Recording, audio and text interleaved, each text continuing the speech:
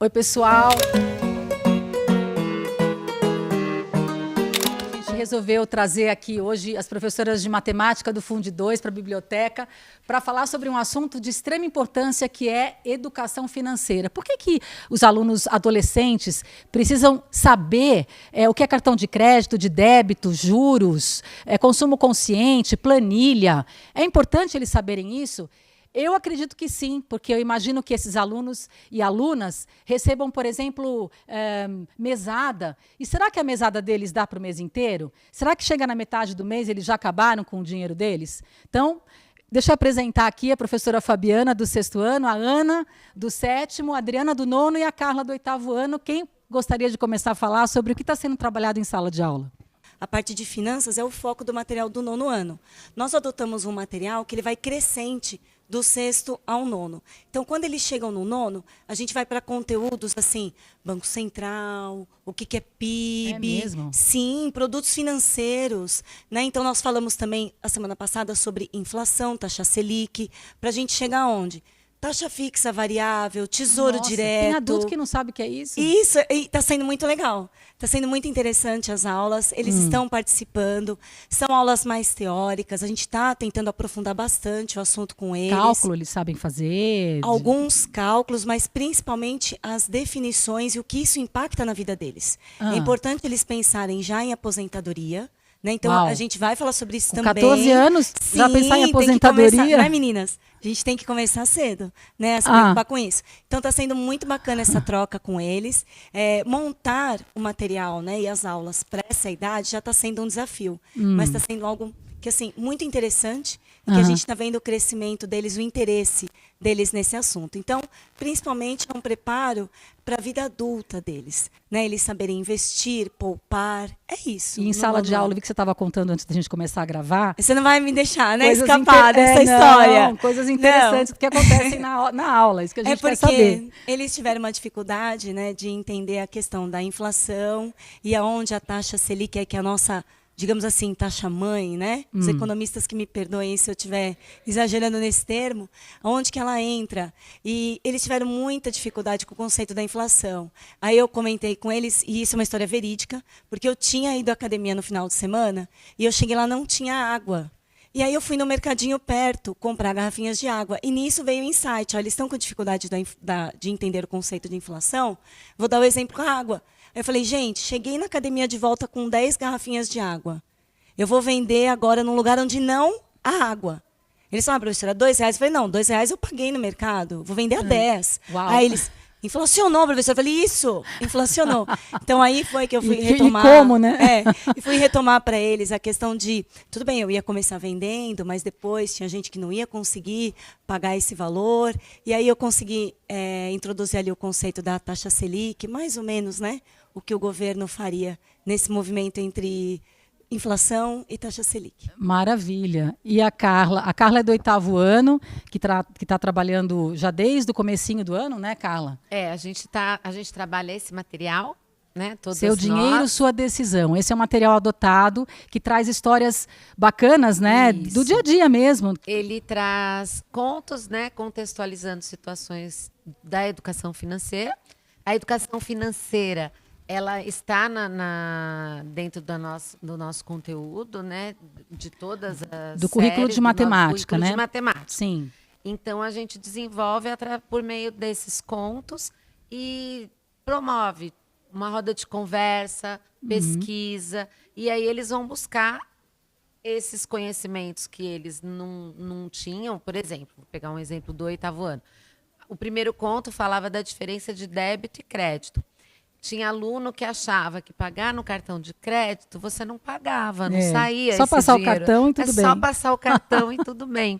Então eles tinham essa noção, cartão de débito, o dinheiro sai da conta na hora. Cartão de débito, aí eles pararam e falaram assim, mas quem paga? Eu falei, você, né? Você que vai pagar. E eles têm essa consciência, a mesada, por exemplo. Eu imagino que os alunos de vocês, as alunas, recebam uma mesada, sobretudo os mais velhos, de 13, 14 anos, né?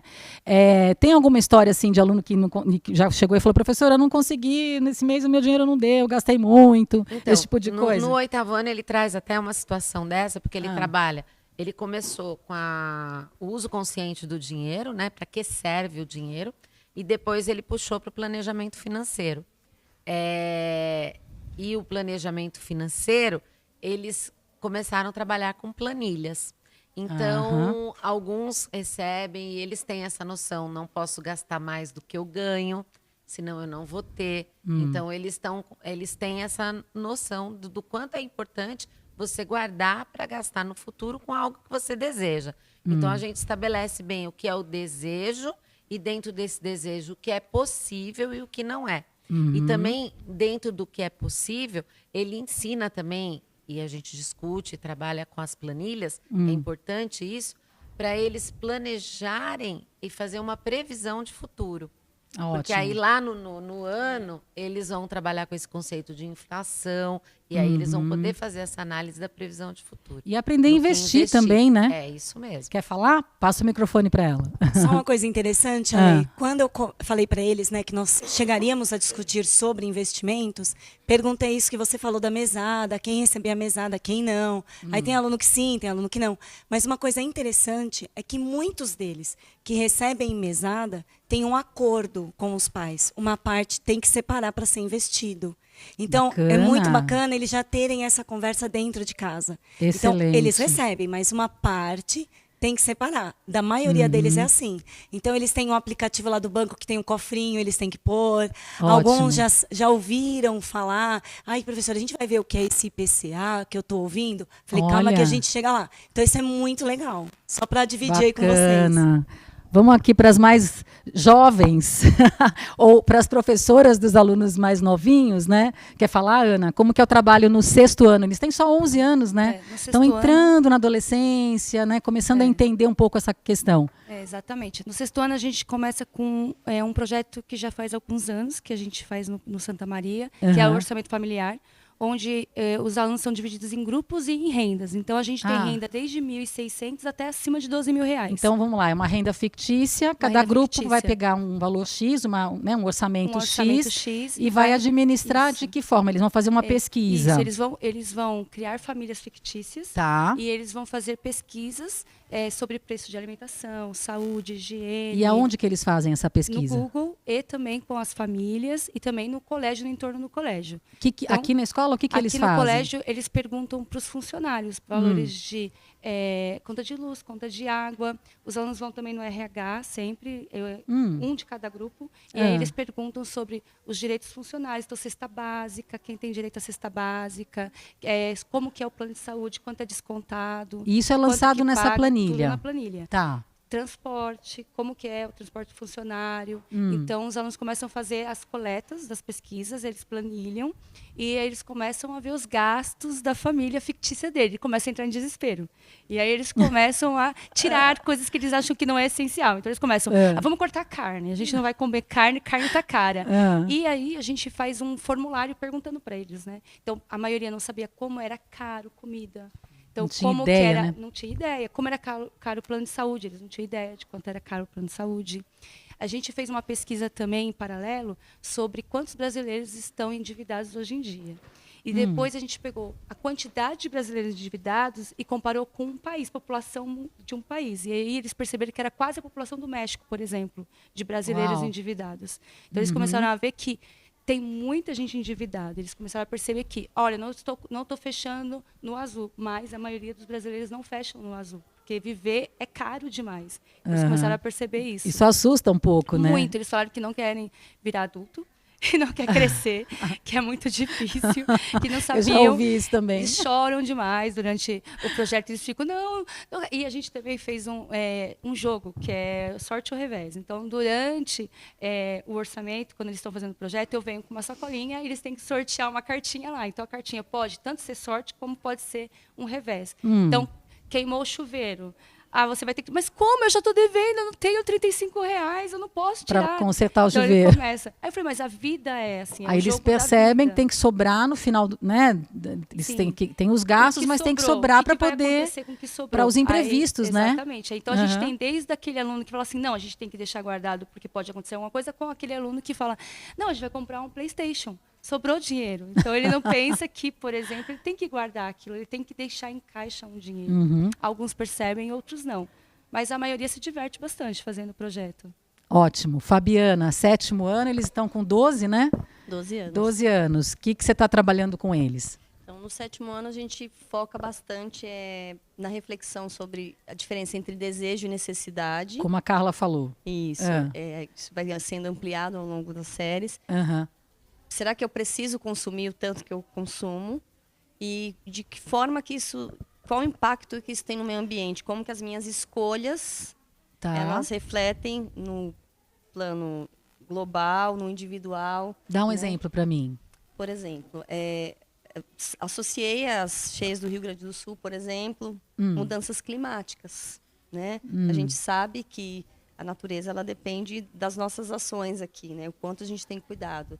Será que eu consumir em excesso, descartar os excessos sem consciência, isso também não gera um impacto? Vai impactar, com certeza. Impacta diretamente, né? Então, a gente pode não perceber, mas quando a gente vê uma catástrofe como essa, nos leva a pensar, né? Como que as nossas ações, os nossos desejos levam a desastres, como que a gente pode evitar tudo isso, pelo menos contribuir, né? Se cada um fizer a sua parte. E eu acompanhei um pouquinho, eu vi que você levou a classe lá para o Espaço Hub para eles desenvolverem alguns games, algumas coisas. Como é que foi esse trabalho? Então, nós passamos dessa fase, né, de pensar um pouquinho sobre desejo e necessidade, e entramos na parte de conceitos mesmo de finanças. Como o 7º ano eles começam com números negativos, foi um momento excelente para a gente começar a falar de débito, de crédito, para eles entenderem a diferença, né?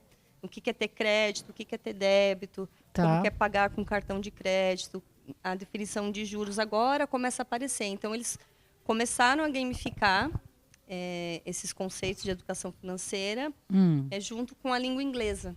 Né? É um trabalho interdisciplinar. Porque a plataforma é em inglês, né? Inglês. Para poder trabalhar e desenvolver esses jogos, esses games, né? Os games, Entendi. A plataforma é toda em inglês e no componente também de inglês aparece a temática de educação financeira. Então, a gente juntou as duas coisas. Legal. Para que possa ser um trabalho mais completo.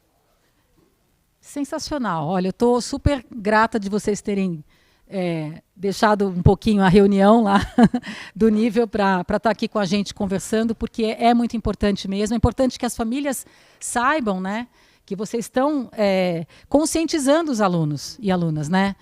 Quem sabe agora, né, quando eles chegarem no ensino médio e aí, né, na fase adulta, eles terão uma consciência diferente, né? Eu acho que além da consciência, Alessandra, é importante que eles saibam que para ter o dinheiro, você tem que suar, você tem que batalhar, não isso é aí. fácil. Não é. Então, eu acho que valorizar esse dinheiro já vai evitar o desperdício. Com certeza. Já vai criar neles uma consciência dessa relação com o dinheiro.